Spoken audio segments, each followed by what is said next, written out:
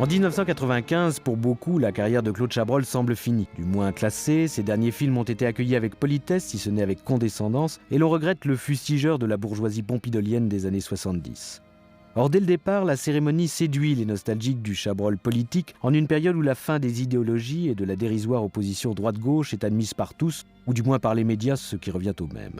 Bien plus, dans ses déclarations largement répercutées par la presse, Chabrol affirme que si la lutte des classes n'est peut-être plus le moteur de la révolution, elle n'en existe pas moins. Mais les choses ont changé depuis ces années encore marquées par mai 68. Sandrine Bonnaire vient prendre sa place, une place qu'on lui désigne très clairement chez les Lelièvre. Rien à voir avec les bourgeois incarnés autrefois par Stéphane Audran et Michel Bouquet dans La femme infidèle ou Juste avant la nuit. Les Lelièvre savent vivre et dorloter leur personnel. La bonne, qui reste tout de même à tout faire, aura sa télévision dans sa petite chambre. Une télé dont on n'a plus besoin puisque l'on en a une plus moderne avec des dizaines de chaînes. Jean-Pierre Cassel donne tout son sel à cet homme d'affaires ouvert, tandis que Jacqueline Bisset joue l'épouse au passé pas nécessairement très clair. Familles éclatées, familles reconstituées, une fois de plus, Claude Chabrol prend acte de l'évolution de la société. Tout pourrait continuer comme avant s'il n'y avait pas un bug, comme disent les informaticiens. En constituant le couple Sandrine Bonnaire-Isabelle Huppert, Claude Chabrol crée même un double bug.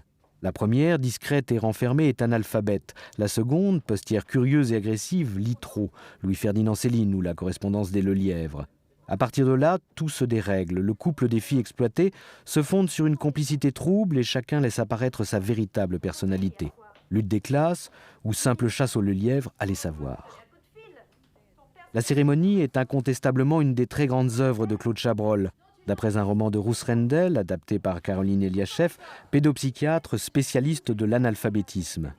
Le film doit son succès à cette étroite collaboration que l'on retrouvera dans Merci pour le chocolat, et beaucoup aussi à l'osmose inattendue et unique entre deux actrices aussi différentes qu'Isabelle Huppert en postière délurée et Sandrine Bonnaire en analphabète terrifiée par son handicap qui ne demande qu'à laisser parler des blessures trop longtemps rentrées.